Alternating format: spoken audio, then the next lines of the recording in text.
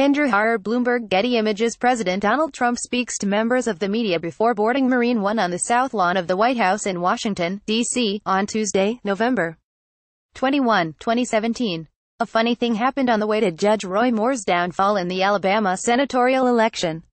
It's not happening. And it's clear that the reason is President Donald Trump. Just 2 weeks ago, Moore was accused of having improper UAL contact with an underage girl in the 1970s. The Washington Post published the story with those accusations on November 9. It quickly wiped out his large lead in the polls. Looking at the Real Clear Politics meter of polling trends in the race, a clear pattern emerges. Moore's popularity plummets and Democrat challenger Doug Jones soars on November 11. That's the date of the first polls released after the story broke. The downward trend continued until November 21. Then, Moore's numbers suddenly started to recover. 2 new polls released Wednesday show the Republican leading Jones by 6 and 5 points, respectively. So what happened on November 21 to stem and then reverse the tide? The most obvious answer is that President Trump came to his defense. I can tell you one thing for sure, we don't need a liberal person in there, a Democrat, Jones. I've looked at his record, it's terrible on crime, it's terrible on the border, it's terrible on the military. We do not need somebody that's going to be bad on crime, bad on borders, bad with the military, bad for the Second Amendment. After that, the bleeding in Moore's polls stopped. Case closed. Donald Trump's name might be mud in the blue states, the big coastal cities, and the halls of the congressional establishment, but in Alabama, he still holds sway. And more importantly, President Trump knows just how to frame the argument at the right time.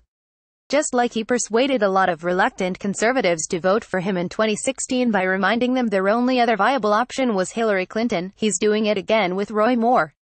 When McConnell and the rest of the GOP establishment went into a court press to get Moore to step down from the race, President Trump's response became even more important. And he responded by bucking McConnell and company and playing that purely conservative versus liberal card.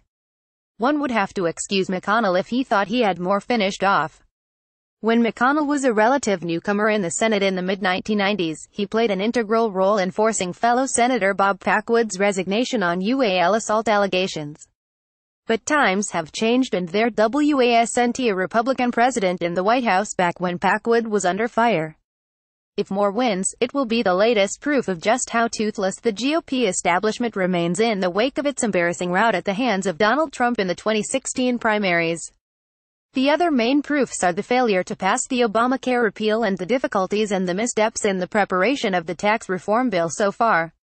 It's time for McConnell and the others in the congressional leadership to consider what this means for them and how to respond. Moore has vowed to help bring McConnell down as majority leader if he gains entry into the Senate chamber. Even if Moore is expelled, as some Republican senators have promised to do, McConnell's failure to get him to withdraw or defeat him at the ballot box should lead to a no-confidence vote in his leadership. Either way, President Trump wins. No matter how much the Republican Party may want to run away from him, it clearly cannot.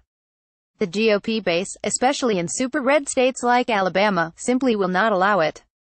Commentary by Jake Novak, CNBC.com senior columnist. Follow him on Twitter at JakeJackany. For more insight from CNBC contributors, follow @CNBC Opinion on Twitter.